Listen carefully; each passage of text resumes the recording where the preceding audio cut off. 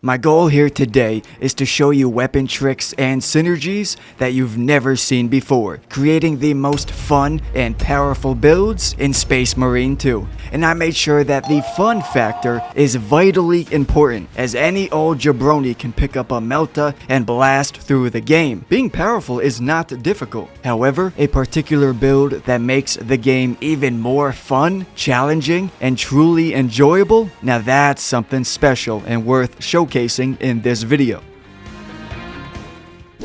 First up, I call this build the UnKillable Thunder Marine. So this build is all about straight bulldozing through any fool who comes in your path while replenishing your armor so quickly. This perk, Patience Rewarded, fully charged aftershock hit, restores 1 armor segment. Now it's kind of funny because Patience is in fact not rewarded. Number 1, it restores armor regardless of whether aftershock has been fully charged, which is fantastic because the pro gamer trick is to whip it out as fast as possible. Just whip that big ol' hammer out and plop it down swiftly. So even this will restore an armor segment. And number 2, you must be under 30% health. Why? I don't know, man, but that's how it is. Only when under 30% health. Okay, fine. Well, being all buggy like this, the perk ends up becoming the perfect safety net. The aftershock slam will most likely slap a small scrubber down, offering you a gun strike, providing another armor segment. And of course, I'm using many other perks and skills that will synergize with this strategy, such as Reclamation. Aftershock and Ground Slam restore 100% more contested health. This is huge, improving your survivability using Aftershock even more.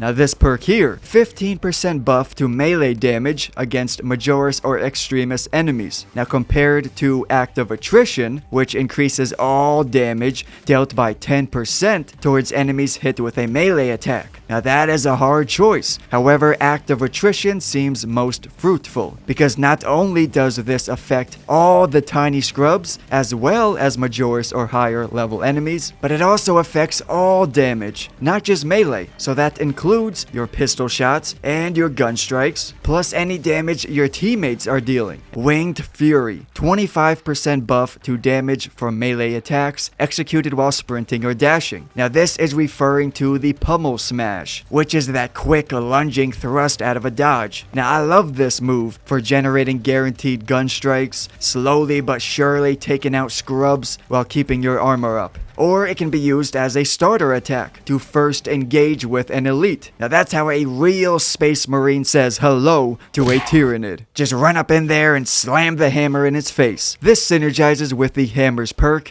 Reeling Blow. Enemies hit by Pummel Smash deal 30% less damage. We have the Proven Efficiency Team perk. I believe is vastly more beneficial compared to the other team perks. Precision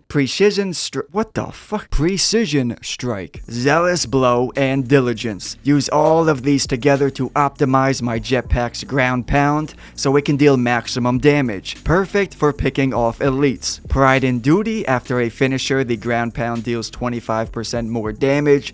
This is great, but I choose Diligence because I like to begin the fight by using my jump pack ground slam. First engage with the enemy group by diving straight in there, clapping some cheeks before they even knew what hit them, and then Ascension as your signature perk for sure. I typically always go for the fencing version if I can. However, having the max cleaving potential is quite beneficial when using the aftershock skill, widening and increasing your reach. So I went with the balance version. My heavy bolt, Gathalamor Crusade, because it has the greatest accuracy, and considering this is our only ranged weapon, we could definitely use as much accuracy and range as possible. Drop a fat W in the comment section for the heavy bolt pistol. This is the best sidearm in the game, by far. It's a true blessing from the Emperor himself that the assault class can wield the heavy bolt pistol. It can easily interrupt a bitch boy calling for his mommy with a couple well-placed shots. And that being said, I'm grabbing up as many headshot buff perks that I can. This is it, fellas, we are big time now, because War Thunder has officially sponsored this video. And let me tell you, man, War Thunder is by far the most thorough and extensive vehicle combat game ever made. And best of all, you can dive into the action right now for free on both PC and consoles.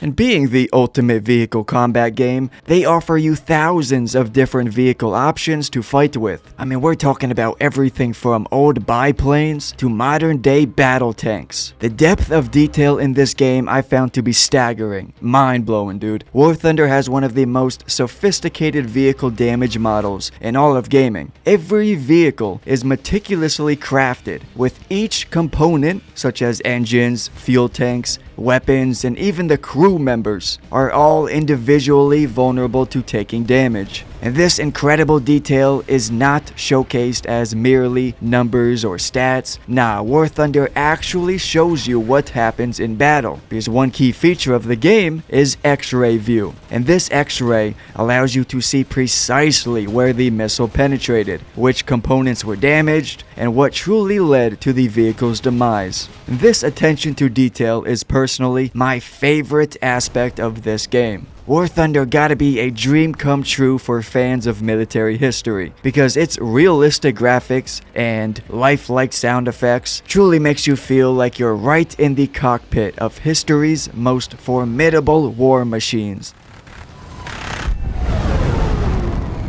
And even if you are not a military fanatic, the competitive PvP battles are still fun as hell for everyone. You can play War Thunder today for free on PC, PlayStation, or Xbox simply by using my link in the pinned comment or video description. Returning players that haven't played in 6 months and all new players will receive a massive bonus pack that includes multiple premium vehicles, the exclusive vehicle decorator, Eagle of Valor, 100,000 silver lions, and 7 days of premium account. But it's only available for a limited time, so be quick. On to the next build. May I present the Lightning Sentinel. This guy is fun and powerful. Though I'll admit, this is the more early game build within the video, because I don't have my Bulwark fully leveled up. However, listen, that is totally fine, because not only have I gained tips and build advice from a fellow brother who is indubitably a Bulwark professional, but also the foundation of this build can be put together from a very early level. And at the core, we have 3 perks, which, when used together, form a lethal synergy. So first we got Defensive Advantage and Intimidating Aura. So Defensive Advantage essentially drops a shock grenade at your feet, active for 5 seconds. And then Intimidating Aura sends out an AoE damage blast within a 5-meter radius. This combination guarantees you have godlike parries. You call upon Thor, the god of thunder, to lend you his powers. And then to ruin the enemy's day even more, we got Shock and Awe, boosting all damage by 25% to anything in the shock area. So if you're standing in the middle of a chaotic fight, performing a parry will activate this damage increase on all the enemies in the vicinity, which will help you and your brothers finish off anything left over. Dude, you remember all those times a giant horde came charging up at you, blowing the horns, banging the drums, waving the flags, marching like a goddamn army to come kill you? Well, performing a parry like this and dropping a shock blast will drastically help your team survive a crazy battle like that. But that's not all, brothers. I have a few more Bulwark tricks up my sleeve. Alright, trick number 1. You can use your shield block as an animation cancel in order to perform the Spin of Death. We Beyblading in this bitch. So this is how you do it. You press sprint and attack. This will perform the normal spin slash. Then right at the moment you have fully swung, press block to cancel. Now hold down block. Make sure you don't merely tap the block button, but hold it down. Keep blocking while you press the sprint button and then attack. Hold down block, sprint, attack. That's the pattern. The game must register that you are sprinting or else it will shield bash instead. As you can see, this is wild stuff, man. It deals significant poise damage. You legitimately stagger lock elites. I also recommend using this as a quick attack to engage an enemy, because now, instead of needing to dodge or begin sprinting to perform this spin/move, you can simply use this little technique here and you can spin/slash instantly.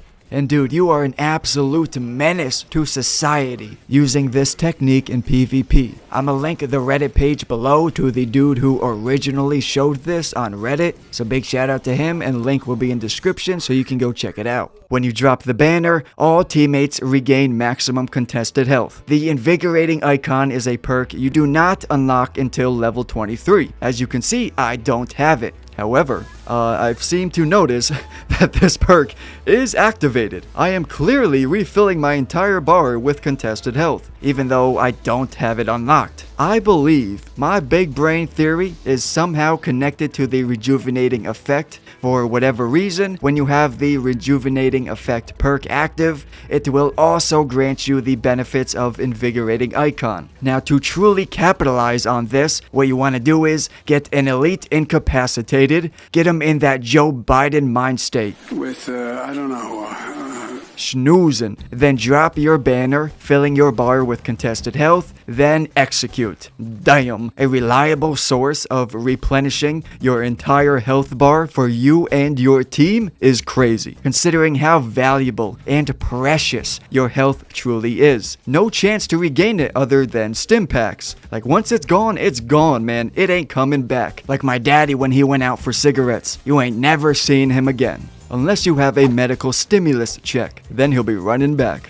Now, when you reach level 17, you very well can grab Defensive Mastery. You can one-shot an extremist level enemy. Oh mama, that's good. However, to be honest with you, the strategy we already have in place, dropping a shock upon parrying, that alone can nearly one-shot an extremist level enemy, or at least get him very screwed up that you kill him easily. So emergency countermeasure might be the better choice, considering this is also quite effective. Dropping another shock grenade when your armor is depleted, that is a game changer, man. This significantly helps mitigate being injured or losing health or dying, especially when we have shock and awe perk active. Now, since this build is built around parrying, of course we want the fencing version of our melee weapon. You could use the chainsword if you'd like. However, I'm pretty sure all Space Marines are in agreement that a bulwark using anything other than the power sword is 100% heresy. Now, ranged enemies are the bane of my existence in this game, so I went with Mastery of Defense. I do believe the fencing blade is superior to slashing blade. Using the speed style to beat the hell out of an elite will benefit from this increased combo length more than the wide swinging power style. You could use either bolt pistol or the plasma pistol. However, the bolt pistol does have one particular perk that can synergize with melee attacks. Elite Hunter. Using melee to kill a Majoris level or higher will boost your headshot damage by 50%. And of course, we'll be killing plenty of scrub sacks with melee attacks. So an extra 50% headshot damage is fantastic. It's all about them headshots, baby. And here we have the ultimate glass cannon. You may have seen glass cannon sniper builds before, but not like this. It's literally impossible to be more of a glass cannon than what we got going on right here. If ruthless difficulty is starting to feel pretty easy and you want to challenge yourself even further, this is the perfect way. So here's the strategy. We have the Las Fusel. As I'm sure you already know, this sniper hits like a mule with his balls wrapped in duct tape. The very first perk you unlock, Adamant Restoration. Its intended purpose is to grant you 25% ammo when you are injured below 30% health. It claims the cooldown is 30 seconds, but they are lying because there is no cooldown. While under 30% health, you can simply swap to your sidearm and back to the sniper, with each time granting you that 25% ammo. It's that easy, and you can do this consistently, constantly, forever. Now, what I love about this, though, is the fact that you must be under 30% health. This is what makes this build a true glass cannon. Infinite heavy firepower while being very fragile. Seems like a decent trade-off to me, especially considering the sniper Sniper only has 2 armor segments. So while under 30% health, you living on the edge, man. This is risky business. This build ain't for the scrubs. You gotta know how to survive on the battlefield, because a sniper with 30% health could get walloped at any time and die. So even though it may seem like you're exploiting the perk to become a god and cheese the game, nah man, there's some serious trade-off for playing this way. So that glass cannon element truly completes this build. So we got Emergency Override. When you receive lethal damage, camo automatically activates and you are invulnerable for 5 seconds. It will save you more than you know. And it can be activated every 180 seconds. So unless you are constantly dying like a potato, for the most part, you always have this safety blanket. It's a lifesaver, man. Literally.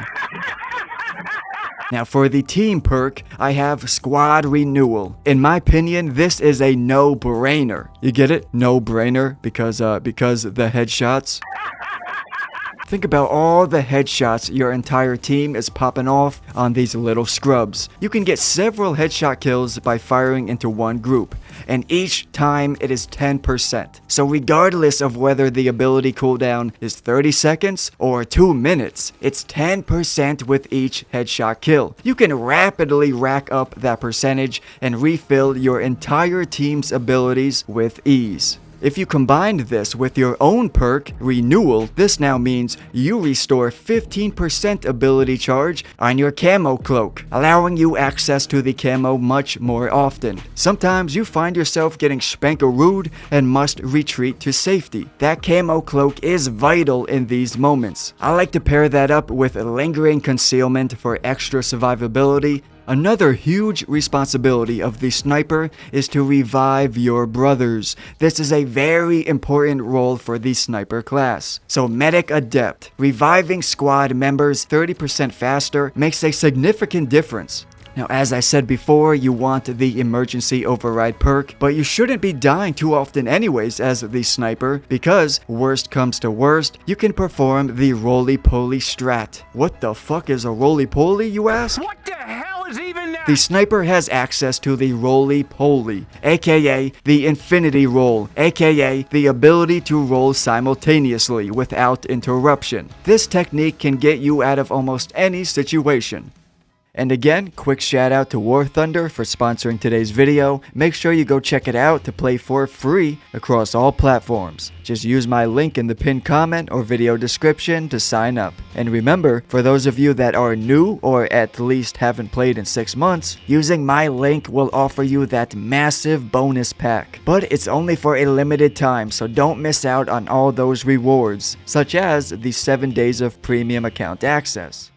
I truly appreciate your time watching this video. I hope you enjoyed it, and I'll talk to you later. Stay golden.